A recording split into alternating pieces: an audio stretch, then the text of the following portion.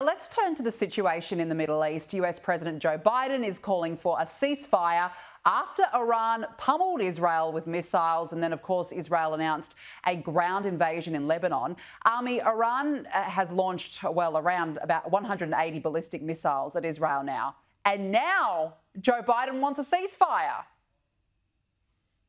Yeah, it's really incredible. Why, right? I mean, you have to understand, okay, he's calling for a ceasefire. So really there's only one of two options here.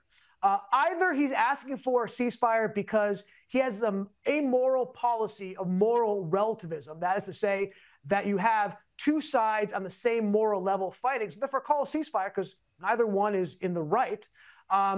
Or he's making a very cold, hard political calculation, which is the reason why he was pro-Israel initially after October 7th, and then threw Israel under the bus and backed the bus over them because he wants votes in Georgia and Michigan. I mean, just recently, Elise Slotkin, who's running for the Senate, who's the Democratic nominee in Michigan, revealed something, and she said that in their own internal polling, that actually Trump is up slightly in Michigan. So could that be the reason? Look, either way, it's awful. But at the end of the day, he's calling for a ceasefire after Lebanon. And I say Lebanon because, and not Hezbollah, because Hezbollah has 62 seats in the Lebanese parliament, and the anti-Hezbollah coalition has 37. They essentially control the parliament and the government. So Lebanon / Hezbollah has had an ongoing assault on Israel for the last year. They have rained down, understand this, 10,000 rockets on the state of Israel, and Israel's had to evacuate nearly 100,000 people. I don't want to let that number just go unnoticed. Because we get lost in thousands here, all of a sudden we're talking about real numbers. 10,000 rockets, okay, falling on the state of Israel can you imagine if that was going on in Melbourne or in Sydney or New York? I mean, the entire country of Australia is much larger than the state of Israel, but that's what they had to endure, right? Now we had Iran attacking because Iran has been emboldened by that. When they only hear hollow words and no backup, what do you think that's going to have them do? They're going to press what they think to be their advantage. So they saw that after Israel was trying to defend itself, they saw the president actually going after Israel like, well, this is our moment to rain ballistic missiles across Israel. Let's not forget, they did this also in April, where they sent 300 drones and rockets and missiles on Israel. And what was the response administration? Not against Iran. I mean, it was against Iran. They did skip some hollow words to Iran. But the real powerful words, when they went to the state of Israel and said, do not escalate this or you'll lose our support. Do you understand what is going on here? How amoral, if not immoral, this policy is? And by the way, can we also not forget, how do we lose this factoid? Iran is trying to assassinate Donald Trump in our country. I mean, where's that response? I don't get it. That's a really, really good point. And you've got Joe Biden. I mean, this was his previous warning to Hezbollah. What is your message to Hezbollah and its backer, Iran? Don't. And then Kamala Harris gave it a go. What's the message to Iran? Don't. As President Biden said, just don't. Exactly. One word. Pretty straightforward. Ami, I mean, clearly Hezbollah was not exactly shaking in its boots with the warnings from the Biden administration. Don't what? Don't what? I mean, guys, are you guys for real? Like, are we supposed to take this foreign policy seriously? I mean, look, I love the fact that they have been pushing this narrative. By the way, in the VP debate, Tim Walz did this, and they do this on the campaign trail. The chaos of Donald Trump, the chaos he's going to have around the world. Have you looked at what's going on around the world? Because look, I'm old enough to remember what it was like with Trump as president, and I don't remember Ukraine being invaded. In fact, I saw Ukraine being invaded under the Obama administration, and then Biden, but not during Trump, or Lebanon, or Iran, or Gaza, or Yemen. I mean, I can go Afghanistan. I can go on and on. This is all happening. Am I crazy? I'm sorry. Am I going crazy? This is all happening under the Biden administration. Who's the chaos agent? Yeah, I think there's a common denominator because, I mean, look, the US has to play a role in this. We know that the Secretary of State, Antony Blinken, actually signed off on the Biden-Harris decision to release billions in frozen funds directly to Iran. And look at this. He was asked about this, about whether that money was actually being used for terror. Look what he said. Iran has unfortunately always used and focused its funds on supporting terrorism, on supporting groups like Hamas. And it's done that when there have been sanctions. It's done that when there haven't been sanctions. And it's always prioritized that. Ami, what a bizarre response. What role has this funding played in this whole saga? I mean, come on. They're funding the terrorism. I mean, duh, Blinken. Yes. So if you believe that, can you explain to me why 6 weeks after 3 American soldiers were killed by a drone attack by Iran-backed proxy, we then release frozen assets of $10 billion?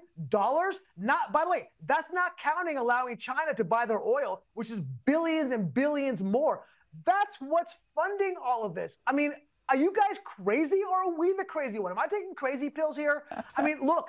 I remember when they first began to unfreeze the assets, and the journalists, in fact, like the journalist you just saw on NBC asking Blinken, did, good for them, ask about the fungibility of money. And they looked at all of these journalists as if they didn't know what they were talking about. What's the fungibility? They had no basic concept of economics and how money works. People sitting on their kitchen table understand what the fungibility of money means in America or anywhere else in the world. But these politicians don't. Give me a break. Yes, I don't think you're the one going crazy here, Ami. I think that the US has a lot to answer for. Have a look as well at this disgraceful commentary on the BBC. It was allowed to be peddled on Britain's public broadcaster in relation to Iran's attack on Israel. I think the international community has to make sure that whatever Israel does is not upending the regional order as we know it. And the US has a responsibility. So we've been in this cause for 12 months now of constantly red lines being crossed, mostly by the Israelis. The Hezbollah and Iran have played it fairly rationally, trying to be very cautious in how they respond, trying to leave off-ramps where they could. The Netanyahu government has kind of lost the opportunity at every sort of junction to use an off-ramp that was given to them.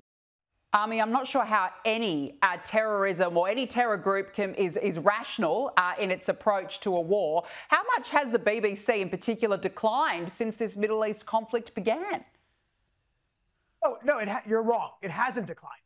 It's been in the gutter the entire time. Are you kidding me? The BBC has always been awful. Look, I love when my Democratic friends and my liberal friends, they say to me, oh, God, we hate American media. We wish we had the BBC in America. Are you kidding me? As much as I dislike American media, they have the highest fundamental love of the fidelity of journalistic ethics compared to the BBC. The BBC is garbage and trash, and it always has been. Let's not forget that the BBC just recently, in fact, I'm shocked they even had to do this. I guess they were forced to by the government. They had to have a study about the endemic anti-Semitism they had that was rife throughout the BBC. They had to fire people because of it. The BBC just recently, there was a documentary about the Nova Music Festival and the massacre that happened there. The director was told by the BBC that if he took out the reference to Hamas as a terrorist organization, if he didn't take it out, they would not broadcast this documentary about the massacre. That's how horrific the BBC has been. Yeah, completely agree. You're right. They've always been in the gutter, as you said. Now, the UN Secretary General Antonio Guterres has condemned Hamas for not allowing the International Committee of the Red Cross to visit the hostages in Gaza. I mean, it's only taken him 12 months after the fact, which is extraordinary. But then today he tweets, I condemn the broadening of the Middle East conflict with escalation after escalation. This must stop. We absolutely need a ceasefire. Ami, the UN is a disgrace, isn't it? Ah, stop. Yes, of course it is. God, it is. Look, I did an entire documentary about the UN. I spent, unfortunately, 4 years of my life I'll never get back, traveling around the world, showing how horrific the United Nations is. But about this conflict in particular, look, UNRWA is the UN Relief and Work Agency, is an organization that, and I can go on and on about how terrible they are, about why they have changed their numbers to increase the number of Palestinian refugees just so they could use that as a cudgel against Israel. But aside from that, UNRWA is a part of Hamas. They are engaged with Hamas. They have assisted Hamas. So now I'm gonna take from the head of the UN anything from what he says and says it should be applied to anything? I don't think so. And by the way, you want a disaster with how this might end up in Lebanon? If we go back to what happened the first time Israel invaded Lebanon because it was being bombed, this is not the first time this has happened, of course. This movie has been shown before. And if we're going to have UNIFIL, again, be at the border where they allow Hezbollah terrorists to continue to bomb Israel, and then because UNIFIL is there, Israel cannot respond, if that's where we're heading like we were last time, this is going to be another disaster. Yeah, it's certainly heading in that direction. Ami Horowitz, you're spot on as always. Thank you very much for joining us on the show this evening.